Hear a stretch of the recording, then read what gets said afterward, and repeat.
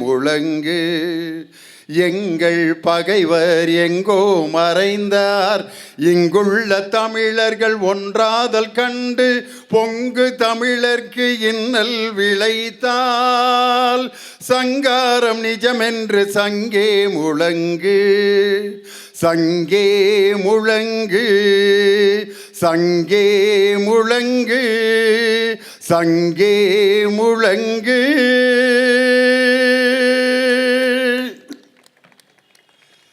வரலாற்று சிறப்புமிக்க திராவிட முன்னேற்ற கழகத்தின் இளைஞரணியின் சார்பாக இதுவரை தமிழ்நாட்டில் வேறு எந்த அமைப்பும் நடத்தாத ஒரு புதிய புத்தக கண்காட்சி, முற்போக்கு புத்தக கண்காட்சி. திராவிட முன்னேற்ற கழகம் ஆரம்பித்து 75 ஆண்டுகள் நிறைவு பெற்ற, கருப்பு சிவப்பு வண்ண கொடி உருவாகி 75 ஆண்டுகள் நிறைவு பெற்ற இந்த நல்ல நாளில் முற்போக்கு இலக்கியங்கள் மட்டும் இடம்பெற்றிருக்கக்கூடிய ஒரு மாபெரும் புத்தக கண்காட்சி. இந்த திருவிழாவை அறிவு திருவிழாவாக நடத்தி மிக சிறப்பாக நடத்தி கொண்டிருக்கக்கூடிய திராவிட முன்னேற்ற கழகத்தின் இளைஞரணிக்கும், குறிப்பாக அந்த இளைஞரணியை நடத்தி வழிநடத்தி கொண்டிருக்கக்கூடிய தமிழ்நாடு துணை முதலமைச்சரும் இன்றைய இளைஞர்களின் எழுச்சி நாயகனுமாக விளங்கி கொண்டிருக்கக்கூடிய அன்பு தம்பி உதயநிதி ஸ்டாலின் அவர்களுக்கு என்னுடைய சிறப்பான நன்றியையும் வாழ்த்துக்களையும் பாராட்டுக்களையும் தெரிவித்துக் கொள்கிறேன். ஒரு கல் ஒரு கண்ணாடி என்பதை போல் பக்குவமாக அரசியலில் நுழைந்து கண்ணே கலைமானே என்று அவரை சார்ந்த தொண்டர்களால் பாராட்டப்பட்டு மனித நேயத்தோடு தனது நண்பர்களிடம் பழகி மோசமான முகமுடிகளோடு வந்து கொண்டிருக்கும் பணநாயகன் பிணநாயகன்களுக்கெல்லாம் போன்ற சைக்கோக்களுக்கு சவுக்கடி கொடுத்து நெஞ்சுக்கு நீதியை நிலைநாட்டிய கழக தலைவன் நாளை இந்த திராவிட முன்னேற்ற கழகத்தை வழிநடத்த இருக்கின்ற மாமன்னன் அருமை தம்பி உதயநிதி ஸ்டாலின் அவர்களுடைய ஏற்பாட்டில் இந்த வள்ளுவர் கோட்டத்தில் மிக சிறப்பாக நடந்து கொண்டிருக்கிறது. இன்றைக்கி எனக்கு கொடுக்கப்பட்ட தலைப்பு இளமையே அரசியல் பழகலாம் வா. யார் இந்த தலைப்பை எனக்கு தேர்ந்தெடுத்தான்னு தெரியல. இளைஞர்களே அரசியல் பழகலாம் வா. மற்ற எல்லாத்தையும் நம்ம பழகலாம், அரசியல் பழகிறதுக்கு எந்த இடத்துலையும் ஒரு இன்ஸ்டிடியூஷனே கிடையாது. சைக்கிள் பழகலாம், நீச்சல் பழகலாம், அதே மாதிரி டைப்ரைட்டிங் பழகலாம். வக்கீலுக்கு படித்தவங்க 2 வருஷம் ஜூனியராக வேலை செஞ்சு அவங்கள்ட்ட தொழில் பழகலாம். டாக்டராக படித்தவங்க சீனியர் டாக்டர்கிட்ட அசிஸ்டண்ட்டாக வேலை செஞ்சு தொழில் பழகலாம். ஆனால் அரசியல் பழகுவதற்கு வேறு எந்த இடமும் கிடையாது. அரசியலை எப்படி பழகிறது? அதுவும் இளமையே அரசியல் பழகலாம் வா. இது எந்த இடத்துல நடக்குதுன்னா அறிவு திருவிழா. எந்த இடத்தில் அறிவு வேலை செய்கிறதோ அந்த இடத்தில் தான் மனிதன் முழுமை அடைகிறான். ஒரு தடவை அக்பர் தன்னுடைய பேரரசர் அக்பர் தன்னுடைய சகாக்களை எல்லாம் கூட்டிகிட்டு காட்டுக்குள்ளே போகிறார். அப்போ போகிறப்ப ஒருத்தர்கிட்ட பேசிக்கிட்டே போகிறாங்க. ஒரு மனிதனை பாதுகாக்கும் ஆயுதத்தில் எது சிறந்த ஆயுதம் அப்படின்னா ஒருத்தன் ஈட்டிங்கிறான், இன்னொருத்தன் கத்திங்கிறான், இன்னொருத்தன் வீடுங்கிறான், இன்னொருத்தன் செல்வம்ங்கிறான், இன்னொருத்தன் தங்கம்ங்கிறான். அப்படின்னு ஒவ்வொருத்தராக ஒன்று ஒன்று சொல்லிக்கிட்டு இருக்காங்க. அப்போ கூட இருந்த பீர்பால் சொல்கிறாரு, ஆபத்து வரும்போது உங்களை பாதுகாப்பது இது எதுவுமே இல்லை, அறிவு தான்ங்கிறார். அறிவு எப்படா பாதுகாக்க, கொஞ்ச நேரம் பேசாமல் இருக்கானியே அப்படின்னு பீர்பாலை திட்டுறாரு அக்பர். அந்த நேரத்தில் ஒருத்தன் ஒடியாடுறான், மன்னரே மன்னரே, ஒரு யானைக்கு மதம் பிடித்து ஒரு யானை ஓடி வந்து கொண்டிருக்கிறது. உடனே அக்பர் வாளை எடுத்து அந்த யானையை நான் குத்த போகிறேங்கிறாரு. ஒரு 20 பேர் கத்தி எடுத்துக்கிட்டு, ஆமாம் அரசரே, வாளோடு யானையுடன் போராடுவோம் அப்படின்னா 20 பேர் கத்தியை வச்சுட்டு ஒரு யானையை மடக்க முடியுமா? மூடுங்கடா கத்தியை அப்படிங்கிறாரு. இன்னொருத்தன் வந்து ஈட்டி எடுத்துகிட்டு ஓடுறான், யானையை நான் எப்படியாவது குத்திடுவேன்னு. யானை வர்ற ஸ்பீடுக்கு அந்த ஈட்டிக்கு எந்த மூளை? பீர்பால் இப்படியே யோசித்தார். ஒரு சின்ன பூனைக்குட்டியை ஓரத்தில் கிடந்ததை எடுத்து யானையோட முதுகில் தூக்கி போட்டார். அந்த பூனைக்குட்டி சின்ன அந்த கூரிய நகங்களில் யானையோட முதுகை பிராண்ட ஆரம்பிச்சிருச்சு. யானைக்கு அப்படியே அப்படியே சிலிர்த்து அந்த பூனையை எப்படியாவது தூக்கி எறியணும்னு நினைக்கிது. தும்பிக்கை போக மாட்டேங்குது நடுமுதுகுக்கு. உடனே அந்த யானையோட கவனம் பூரா பூனைக்கு போயிடுச்சு. பூனை ஜங்குன்னு கீழே குதிச்சிச்சு. யானை பூனையை துரட்டிட்டு போச்சு. அக்பர் அந்த போர் வீரர்கள் எல்லாம் காப்பாற்றப்பட்டார்கள். அப்பொழுதுதான் பீர்பால் சொன்னான், உங்களுடைய ஆயுதங்கள் செல்வங்கள் எல்லாத்தையும் விட ஆபத்து வரும்போது உங்களை பாதுகாப்பது உங்களுடைய அறிவு தான். அதனால் அறிவை ஆயுதமாக கொள்ளுங்கள்னு சொன்னார். இதை நான் சொல்ல, சாக்ரட்டிஸ் யாரை கூப்பிட்டார் தெரியுமா? இளைஞர்களை. முத்தமிழறிஞர் டாக்டர் கலைஞர் எழுதிய வசனம், ஏதென்ஸ் நகரத்தின் எழில்மிக்க வாலிபர்களை, ஓடி வாருங்கள் ஓடி வாருங்கள், வீரம் விலை போகாது, விவேகம் துணைக்கு வராவிட்டால் தீட்டிய வாளில் துணைவடுத்த தோள்களிலே தூக்கிய ஈட்டி மட்டும் போதாது வீரர்களே, இதோ நான் தரும் அறிவாயுதத்தை ஏந்தி கொள்ளுங்கள். அறிவாயுதம். சாக்ரட்டிஸை கோர்ட்டில் நிப்பாட்டியிருக்காங்க. சாக்ரட்டிஸ் என்ன குற்றம் செய்தார் அப்படின்னு ஒருத்தன் சொல்கிறான், சாக்ரட்டிஸ் இளைஞர்களை கெடுக்கிறார். அதுக்கு தலைவர் வசனம் எழுதியிருப்பார் பாருங்க. சிவாஜி கணேசன் பேசினா என் தானை தலைவன் டாக்டர் கலைஞர் வசனம் எழுதணும். அப்படி வசனம். நான் இளைஞர்களை கெடுக்கிறேனா? நான் என்ன பருவ விருந்தளிக்கும் பாவையா? இல்லை வாலிபருக்கு வலை வீசும் விளை மாதா? ஒரு கிழவன் எப்படியப்பா இளைஞர்களை கெடுக்க முடியும்? அப்படிம்பாரு. சாக்ரட்டிஸனுடைய வசனத்தில் ஏதென்ஸ் நகரத்தின் எழில்மிக்க வாலிபர்களே, இதோ நான் அறிவாயுதத்தை தருகிறேன் என்று சொன்னார். உன்னையே நீ எண்ணிப்பார் என்று சாக்ரட்டிஸ் இளைஞர்களை அழைத்தார். பாரதியார் யாரை கூப்பிட்டாரு? ஒளி படைத்த கண்ணினாய் வா வா வா, உறுதி கொண்ட நெஞ்சினாய் வா வா வா, களிபடைத்த மொழியினாய் வா வா வா, கடுமை கொண்ட தோழினாய் வா வா வான்னார். பாரதிதாசன் சிங்க இளைஞனே, சுடர்முகம் தூக்கு, விழி எழு, விசால பார்வையால் விழுங்கு மக்களே, மானுட சமுத்திரம் நான் என்று கூவுன்னு பாரதிதாசன் இளைஞர்களை கூப்பிட்டார். ஒரு மனிதனுக்கு அரசியலில் ஈடுபடணும்னு எப்படி அந்த உணர்வு எப்படி வரும்? எந்த அரசியலை அவனை தேர்ந்தெடுக்கணும்? அதுதான் இன்றைக்கி எனக்கு தலைப்பு. தந்தை பெரியார் அவர் இளமை பருவத்தில் எப்படி இருந்தார்னா, அவங்க அப்பா வெங்கடப்ப நாயக்கர் ஒரு பெரிய மளிகை கடை மண்டி வச்சுருந்துருக்கார். அந்த நேரத்தில் அவருடைய இளமை பருவத்தில் அன்னைக்கு கோயிலெல்லாம் மிகப்பெரிய பிரசங்கங்கள் நடக்கும். அப்போ கந்த புராணத்தை பற்றி ஒருத்தர் பேசிகிட்டு இருக்கார் மேடையில்.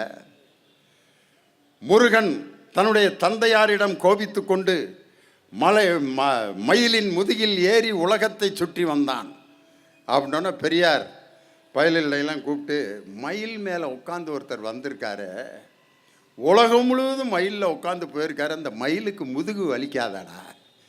கேட்டது யார்? தந்தை பெரியார். அந்த நேரத்தில் அவருக்கு ஏற்பட்ட அந்த சிந்தனை இருக்குது பார்த்தீங்களா, அதுதான் பகுத்தறிவு. அன்று தொடங்கிய தந்தை பெரியாரின் சிந்தனை 92 வயது வரைக்கும் மூத்திரப்பையை கட்டி கொண்டு இந்த சமுதாயத்திற்காக அரும்பாடுபட்ட தந்தை பெரியாருடைய அந்த வாழ்க்கையில் அப்படி ஒரு சம்பவம். அவரு கூட பாருங்க, கல்யாணம் ஆகி வாழ்க்கையை வெறுத்து காசிக்கு போகலான்ட்டு கிளம்பிட்டார் பெரியார். சாமியாரா போகலான்ட்டு தாடி கீடி வச்சுக்கிட்டு காசியில் போய் சோத்துக்கு இல்லாமல் பாடா பட்டுத்தனைக்கு காதில் கடுக்கான் எல்லாம் இருக்குது. அதெல்லாம் ஒருத்தர்கிட்ட கொடுத்துட்டு சும்மாவே போய் வேதனைப்பட்டு அங்கே வாழ முடியாமல் சாமியார் வாழ்க்கையெல்லாம் ஒன்றும் இல்லைடா வாடா அப்படின்ட்டு திரும்பி திரும்ப ஈரோட்டில் அவங்க அப்பா அந்த கடையை பார்த்துக்கடான்னு சொன்ன நேரத்தில் ஈரோட்டில் இருக்கிற ஒரு கோயிலுடைய நிர்வாகத்தை பெரியார்கிட்ட ஒப்படைக்கிறாங்க இளமை பருவத்தில். இவன் தான் கடவுளே இல்லைன்ட்டு எல்லாத்திட்டையும் சொல்லிகிட்டு இருக்கானே, இவன் தலைமையில் கோயிலை ஒப்படைக்கிறீங்களே அப்படி. பெரியார் வந்து அந்த கோயிலினுடைய பொறுப்பை அந்த இளமை பருவத்தில் ஏற்றுக்கிட்டு அந்த கோயிலுக்கு இருந்த 45,000 ரூபா கடனை அடைத்து அந்த கோயிலுக்கு மேலும் 50,000 ரூபா வருமானம். அன்னைக்கு 50,000ங்கிறது எவ்வளோ பெரிய தொகை. அந்த கோயிலை புதுப்பித்து 50,000 வருமானத்தை அந்த கோயிலுக்கு ஏற்படுத்தி தந்தவர் அன்னைக்கு இருந்த தந்தை பெரியார். அந்த மனித நேயம்தான் தந்தை பெரியாரை இளமையிலே அரசியலில் அவரை உருவாக்கி தந்தது. இந்த இளமை பருவங்கிறது ரொம்ப முக்கியமான ஒரு பருவம். அந்த நேரத்தில் தான் எல்லா இடத்துலையும் பார்த்தீங்கன்னா அவர் அழைக்கிறார், இவர் அழைக்கிறார். நமது ஜாதியைச் சேர்ந்த இளைஞர்களே ஓடி வாருங்கள், நமது ஜாதியை நாம் முன்னேற்றாமல் நாம் விடுவோமா, இந்த கலர் கயிறை கட்டிக்கொண்டு வாருங்கள் அப்படின்னு ஒரு ஜாதி சங்க தலைவர் கூப்பிடுறார். உடனே ஒரு இளைஞன் சிந்திக்கிறான், நம்ம கம்யூனிட்டியை எப்படியாவது டெவலப் பண்ணணும் மாப்பிள்ள, வாடா அப்படின்னு ஜாதி சங்க தலைவர்களுடைய அழைப்பு, மத அழைப்பு. இந்துக்களே ஒன்று சேருங்கள், வாருங்கள் வாருங்கள் வாருங்கள். இடையில இயேசு அழைக்கிறார், வேற இயேசு அழைக்கிறார், வாருங்கள், இயேசுவினுடைய மீட்பை நீங்கள் பாருங்கள் அப்படின்ட்டு அவர் ஒரு அழைப்பு. இஸ்லாமியர்களே வாருங்கள், இஸ்லாமிய மார்க்கத்துக்கு வாருங்கள் அப்படின்னு மத தலைவர்கள் மதத்தை நோக்கி அழைக்கின்றார்கள். ஜாதி சங்க தலைவர்கள் ஜாதியை நோக்கி அழைக்கின்றார்கள். இவர்களுக்கு மத்தியில் மனிதனாக ஒன்று சேருங்கள் என்று எந்த தலைவன் அழைக்கின்றானோ அந்த அழைப்பை தான் இன்னைக்கு இளைஞர்கள் ஏற்றுக்கொள்ள வேண்டும். அப்படி அழைத்த ஒரு தலைவர் தான் தந்தை பெரியார். தந்தை பெரியாருக்கு அடுத்து பேரறிஞர் அண்ணா. 75 ஆண்டு காலம் இன்று திராவிட முன்னேற்ற கழகம் இன்று வெற்றி பெற்றிருக்கிறது. அண்ணா ஆட்சி அமைத்த பொழுது அண்ணாவிடம் கேட்குறாங்க, உங்கள் கட்சி வெற்றி பெற்றதற்கு என்ன காரணம் என்று நினைக்கிறீர்கள்? ஒரே வார்த்தையில் அண்ணா சொன்னார், வாய்மை அப்படின்னார். வாய்மையா? ஆமாம், ரெண்டாக பிரித்து பாருங்கள். வாய் மை. வாய் என்பது பேச்சு, மை என்பது எழுத்து. வாய் என்ற மேடை பேச்சாலும் மை என்ற எழுத்தாலும் கட்டப்பட்ட இயக்கம்தான் திராவிட முன்னேற்ற கழகம் என்று அண்ணா அன்னைக்கு சொன்னார். அன்னைக்கு மேடை பேச்சு எப்படி இருக்க வேண்டும் என்பதற்கு இலக்கணமே அண்ணா தானையா. 3 மணி நேரம் 4 மணி நேரம் மேடைகளிலே முழங்கிய அந்த மேடை பேச்சு. அண்ணா ஒரு தடவை பேசுகிறதுக்கு மேடைக்கு போகிறார். அண்ணாவுக்கு முன்னாடி நாவலர் நெடுஞ்செழியன் பேசிகிட்டு இருக்கார். அப்போயெல்லாம் மைக்கு இந்த மாதிரி அட்ஜஸ்டபிள் மைக்கு கிடையாது. மேலே பந்தல்லேருந்து ஒரு கயிற்றில் தொங்கிட்டு இருக்கும் ஒரு குண்டு மைக்கு, அப்படி தொங்க விட்டாங்க. நெடுஞ்செழியன் ஒரு 6 அடி உயரம் இருப்பார், நாவலர் நெடுஞ்செழியன். அவருக்கு தகுந்த மாதிரி அட்ஜஸ்ட் பண்ணி தொங்க விட்டாங்க. அடுத்து அண்ணா போகிறார்.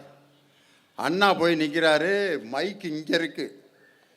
என்னடா அது, நான் எப்படி தவ்வி தவ்வியாக பேச முடியும், மைக்கை இறக்குங்கடான்னா பந்தலில் ஒரு 5 பேர் ஏறி இறக்கணும்.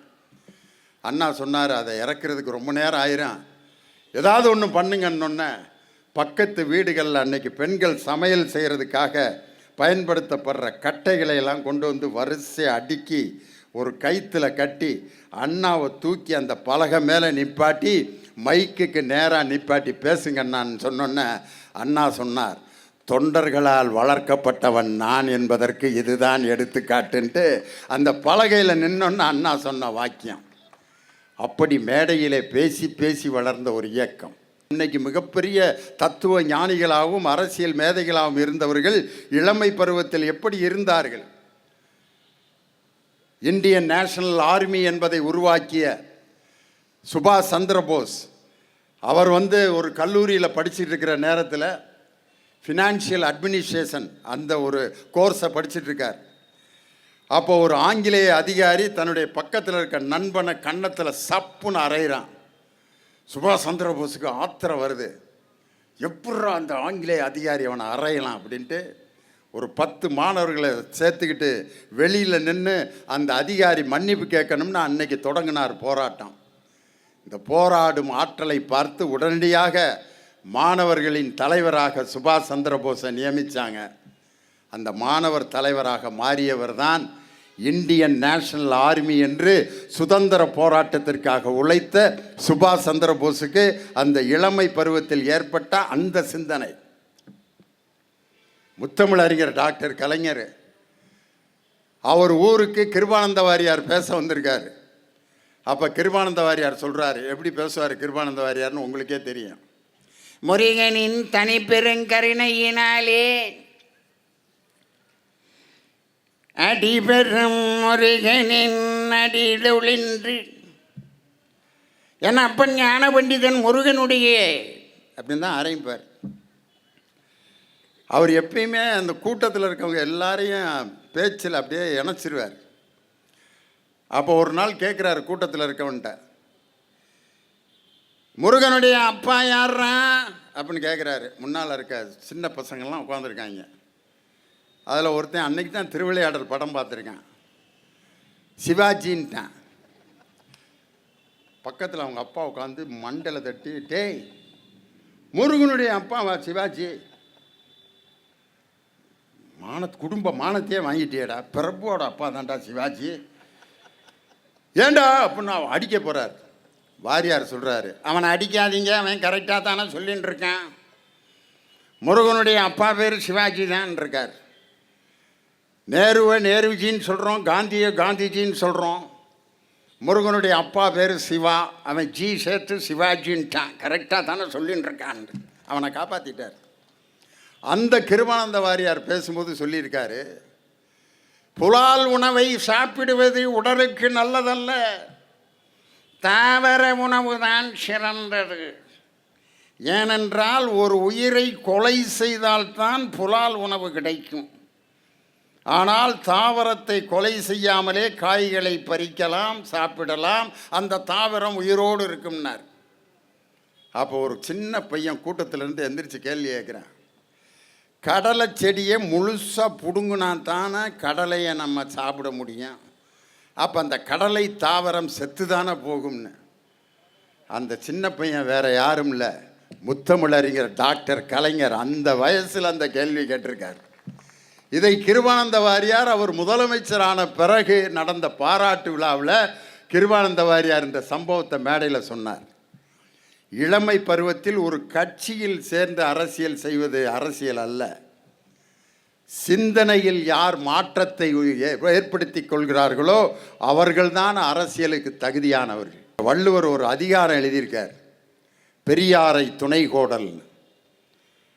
அன்னைக்கே வள்ளுவருக்கு தெரிஞ்சிருக்கு பெரியார்னு ஒருத்தர் வருவார் போல இருக்கு, அவர் தாயா அந்த நாட்டை காப்பாற்றுவார்னு அன்னைக்கே வள்ளுவருக்கு தெரிஞ்சதுனால தான் ஒரு அதிகாரமே எழுதியிருக்காரு, பெரியாரை துணை கோடல்.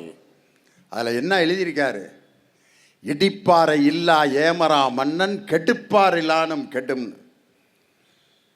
தனக்கு ஆலோசனை சொல்வதற்கு 5-6 பெரியவர்கள் அருகில் இல்லை என்றால் ஒருவன் யாரையும் கெடுப்பதற்கு அவனை செய்ய வேண்டியதில்லை, அவனே கெட்டு போயிடுவான். இன்னைக்கு அப்படிப்பட்ட குரூப்பு தான். நல்ல தலைவர்கள், நல்ல பெரியார்கள் வழிகாட்டுதல் இல்லாமல், எந்த அடித்தளமும் இல்லாமல் சில அரசியல் இயக்கங்கள் திராவிட முன்னேற்ற கழகத்தை கை நீட்டி பேசி கொண்டிருக்கிறது. அதற்கு பதில் சொன்னார் எங்கள் இளைஞரணி செயலாளர். நேற்று அருமையான தனது பேச்சிலே சொன்னார், அட்டையில் செய்யப்பட்ட செட்டிங்ஸ் கையில் தட்டி விட்டா இருக்கிற இடம் தெரியாமல் போயிடும், காற்றில் காற்றடிச்சா கூட அதெல்லாம் காணா போயிடும் சொன்னார். நம்மெல்லாம் தமிழருடைய பண்பாடு எப்படிப்பட்ட பண்பாடு, யாராவது ஒருத்தர் செத்தா போய் அங்கே போய் மாலை போட்டு, தம்பி கவலைப்படாத தம்பி, அப்பா இறந்துட்டாரு. உலகத்தில் யாராவது ஒருத்தன் அந்த டெட் பாடியை என் வீட்டுக்கு கொண்டு வாடா, நான் அங்கே மரல் வரையன் செலுத்துறேன்னு சொன்னால், உலகத்தில் இது மாதிரி ஒரு பைத்தியக்காரனை எங்கேயாவது பார்த்துருக்கீங்களா? ஒரு தலைவன் எப்படி இருக்கணும்னா, தன்னை சார்ந்தவர்களை உயர்த்தி அவர்களை தன்னை விட அறிவாளிகளாக மாற்ற வைத்து பார்ப்பவன் தான் சிறந்த தலைவன். எந்த தலைவன் தொண்டர்களை சிந்திக்க வைக்கணும், செயலாற்ற வைக்கணும், அந்த சிந்தனையும் செயலும் ஒன்றுபடுத்தி தன்னைத்தானே அவன் உருவாக்கி தலைவனாவதை அந்த தலைவனன் பார்த்து ரசிக்கணும். அதுதான் தலைவன். அரசியல் வெறுப்பு அரசியல்ங்கிறதை இன்னைக்கு இளைஞர்கள் கையில் எடுக்கவே கூடாது. மிகப்பெரிய அரசியல் எதிரிகளாக இருந்தவர்கள் கூட ஒருவரை ஒருவர் சந்தித்து கொள்ளும்போது எவ்வளவு மகிழ்ச்சியாக பேசியிருக்கிறார்கள். அரசியல் நாகரிகங்கிறதுக்கு இன்னொரு எடுத்துக்காட்டு சொல்கிறேன். எம்ஜிஆருடைய ஆட்சி, நமது தலைவர் கலைஞர் அவர்கள் எதிர்க்கட்சி தலைவர். அப்போ அங்கே எம்ஜிஆருடைய அமைச்சரவையில் இருந்த பிடி சரஸ்வதி அப்படின்னு ஒரு பெண் அமைச்சர். அவங்க அன்னைக்கு அரசு வாகனத்தை எடுத்துக்கிட்டு சைதாப்பேட்டையில் கிண்டி ரேஸ் கிளப்புக்கு அரசு வாகனத்தை எடுத்துக்கிட்டு ஒரு ஃபங்க்ஷனுக்கு போயிருக்கிறாங்க. அப்போ ஒரு சட்டம் இருந்திருக்கு, அரசு வாகனத்தை வேறு நிகழ்ச்சிகளுக்கு அந்த அரசு அதிகாரிகளோ மந்திரிகளோ எடுத்துகிட்டு போகக்கூடாதுன்னு. ஆனால் அவங்க எடுத்துகிட்டு போயிட்டாங்க. அதை ஒரு குரூப் நம்மால் ஃபோட்டோ எடுத்து தலைவர்கிட்ட கொண்டு வந்து, தலைவரே ஏடிஎம்கேக்காரங்க மாட்டிக்கிட்டாங்க, எம்ஜிஆரை நீங்கள் சட்டமன்றத்தில் கிழிக்கணும் தலைவரை. என்னடா, பிடி சரஸ்வதிங்கிற அமைச்சருடைய கார் கிண்டி ரேஸ் கிளப்பில் நின்றுட்டு இருந்துச்சு, நீங்கள் இதை சட்டமன்றத்தில் எம்ஜிஆர் முன்னாடி கேட்டு அவரை மானத்தை வாங்கணும் தலைவரை. அப்போல்லாம் இப்படி சோசியல் மீடியா இந்த முட்டு கேமராவெல்லாம் கிடையாது. சட்டமன்ற உரையை நேரடியாக ஒளிபரப்புறதுக்கு வாய்ப்பே கிடையாது. பேப்பரில் பார்த்து தான் என்ன பேசுனாங்கன்றதே தெரியும். தலைவர் போயிட்டு சாயந்தரம் வர்றாங்க, பத்திரிகை நிருபர்கள்லாம் நிற்கிறாங்க. தலைவர் சட்டமன்றத்தில் கிழிச்சிருப்பார் எம்ஜிஆர் என்று. ஆனால் எம்ஜிஆரும் தலைவரும் சிரிச்சுக்கிட்டே பேசிக்கிட்டு வெளியில் வந்திருக்காங்க. அப்போ பத்திரிகைக்காரங்களையெல்லாம் பார்த்து கலைஞர் கேட்குறாரு, என்ன எல்லாரும் எதுக்கு வந்துருக்கீங்க? எனக்கும் எம்ஜிஆருக்கும் குடுமிப்பிடி சண்டை நடக்கும்னு தானே எதிர்பார்த்து வந்தீங்க. எனக்கும் அவருக்கும் குடுமிப்பிடி சண்டை நடக்க வாய்ப்பே இல்லை. ஏனென்றால் எனக்கும் குடுமி இல்லை, அவருக்கும் குடுமி இல்லைன்றிருக்கார். எம்ஜிஆர் அதை கேட்டு அப்படி சிரிச்சிருக்கார். வீட்டில் போய் தொப்பியை கழட்டி வச்சுட்டு தொடர்ந்து சிரிச்சுக்கிட்டே இருந்திருக்காரு. இதை நோட் பண்ணி ஒரு அரசியல் தலைவர் பேசினார் பாடுறாங்க. அப்படி ஒரு நட்புறவும் பாசமும் அன்னைக்கு இருந்த அந்த அரசியல் எங்கே? இன்னைக்கு அரசியலை வெறுப்பு அரசியலாக மாற்றி கொண்டிருக்கக்கூடிய புல்லுருவிகளும் தற்குறிகளும் இன்று திராவிட முன்னேற்ற கழகத்தை பார்த்து கேள்வி கேட்கின்ற அந்த காலம் விரைவில் அந்த காலம் முடிக்கப்படும்.